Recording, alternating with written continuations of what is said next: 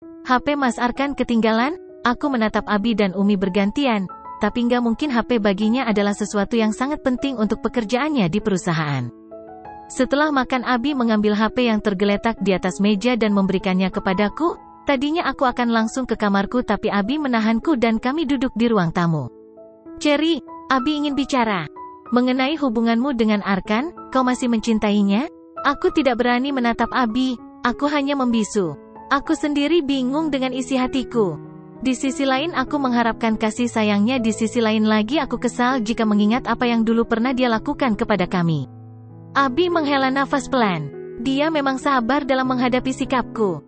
Sementara Umi mendekat kepadaku dan mengelus pucuk kepala ini, kami ingin kamu bahagia. Aku sudah bahagia Bi. Aku bahagia bersama kalian. Tidak perlu ada bahagia yang semu. Abi langsung menyambar kata-kataku, kau hanya pura-pura bahagia tapi sebenarnya hatimu sangat menderita. Apa yang dikatakan Abi memang benar adanya. Lelaki itu memang mengenalku dengan baik tapi aku memungkirinya. Abi sok tahu. Hati orang siapa yang tahu kalau bukan dirinya sendiri dan Sang Maha Kuasa. Ya memang seperti itu tapi Abi bisa tahu dari sikapmu yang selama ini sering menyendiri dan melamun. Kau kira Abimu ini tidak tahu? Aku langsung diam menunduk. Jadi selama ini Abi memperhatikanku? Padahal aku sudah mencari tempat tersembunyi untuk bisa menyendiri agar Umi dan Abi tidak tahu. Arkan akan datang untuk mengambil HP-nya, dan Abi minta kamu berbincang dari hati ke hati dengannya. Jangan marah lagi seperti kemarin. Ponsel Mas Arkan bukan ketinggalan tapi sengaja ditinggal. Abi menyuruhnya meninggalkannya agar bisa kembali ke sini lagi. Iya kan Bi? Sinisku kepada beliau. Abi salah tingkah karena ketahuan olehku? Kalau iya kenapa? Ini demi kebaikanmu. Dengarkan apa yang akan Abi katakan. Aku menatap Umi yang duduk di sampingku mengangguk. Ada rasa takut di hati ini jika Abi sudah berkata tegas seperti itu. Mau tidak mau aku harus fokus kepadanya. Arkan sebentar lagi akan datang dan ingin berbicara denganmu. Ingat, bicara dari hati ke hati dengannya. Keputusanmu menentukan masa depanmu. Sebenarnya keinginan Abi kamu tetap bersama dengannya. Bagaimanapun juga tidak ada manusia yang sempurna selain Baginda Rasulullah. Arkan pernah menyakitimu, tepatnya keluarga kita. Tapi jika kamu mau memaafkannya itu lebih baik. Buang jauh-jauh rasa benci dari hatimu. Arkan dan Yoga tidak pulang ke kota, tapi menginap di rumah saudara Aidil. Aku menatap Abi tidak percaya dengan ucapan terakhirnya. Ternyata Saidah dan Kak Aidil juga berada di pihak Mas Arkan. Tadi pagi setelah kepergian Mas Arkan dan Yoga mereka berdua pamit ke rumah bibinya, katanya masih kangen dengan bibinya. Tapi Bi, apalagi? Sepertinya tidak ada yang perlu dibicarakan lagi. Ayo Mi kita berangkat. Abi berdiri dan mengajak Umi mengikuti dirinya. Aku heran saja, kemana mereka akan pergi? Kalian mau kemana? Abi ada perlu dan kamu tidak perlu tahu. Tapi ini sudah larut malam. Kami menginap di sana. Baru saja Abi menutup mulutnya, pintu depan ada yang mengetuk dan terdengar salam. Dari suaranya aku mengenalnya, ya yang datang Mas Arkan. Abi berjalan ke arah pintu diikuti Umi dan menjawab salam sambil membuka pintunya. Masuklah Nak Arkan. Cherry sudah menunggumu. Setelah berkata seperti itu Abi dan Umi meninggalkan kami, pintu sengaja Abi tutup kembali. Kini kita hanya berdua di rumah ini. Maaf Nay, aku tahu kamu marah kepadaku. Aku tahu, Abi yang membuat sandiwara agar Mas Arkan bisa mengambil ponsel ke sini dan bertemu denganku. Aku memanggilnya Mas kembali. Kemarin aku mengikuti hawa amarahku hingga berani memanggilnya hanya dengan nama saja.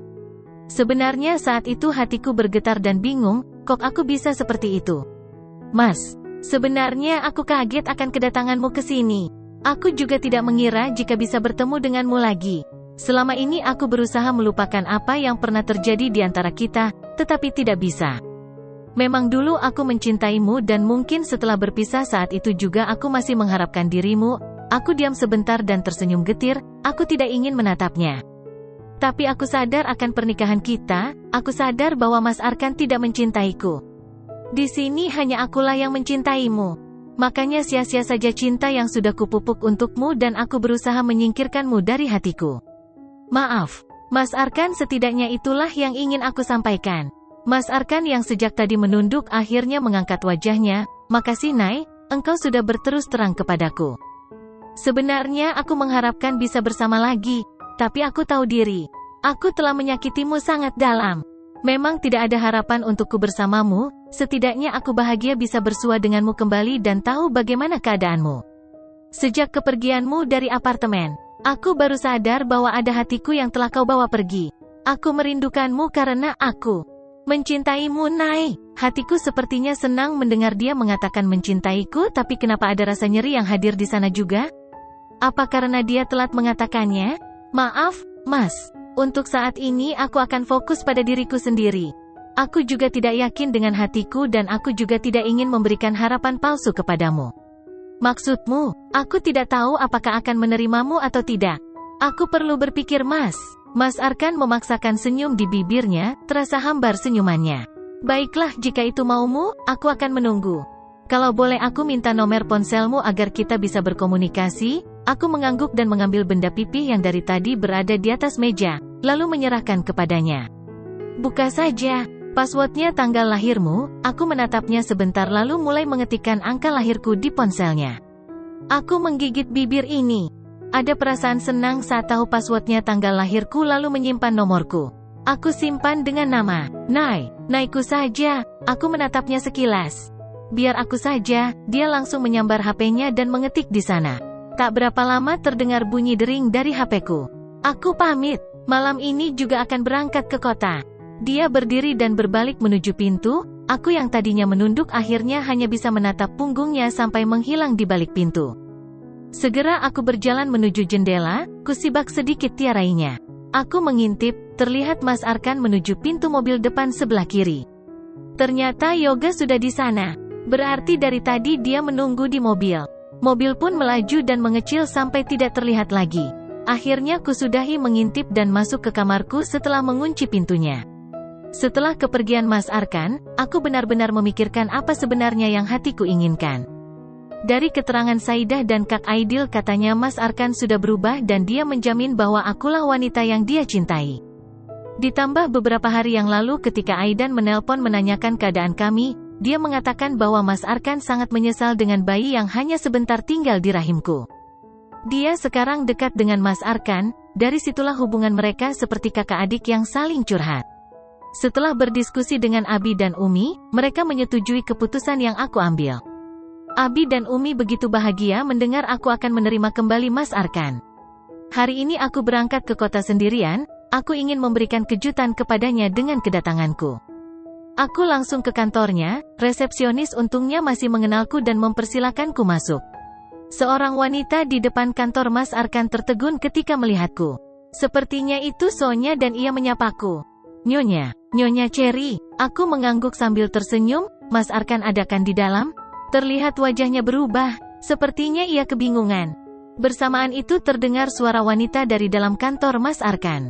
Aku menajamkan telingaku. Arkan, aku masih mencintaimu. Aku salah jalan, dia menghasutku kan? Please Arkan, aku mencintaimu. Gek, dadaku bergemuruh, itu suara Delima. Tapi katanya Delima tinggal di jeruji karena tersangkut obat-obatan, terus kenapa dia ada di sini? Mas Arkan memintanya datang, karena penasaran dan ingin membuktikan bahwa benar yang di dalam adalah Delima, aku memutar gagang pintu meskipun Sonya menahanku. Dan terbukalah, mata ini ternoda. Melihat Mas Arkan diam saja ketika dipeluk Delima. Bersambung.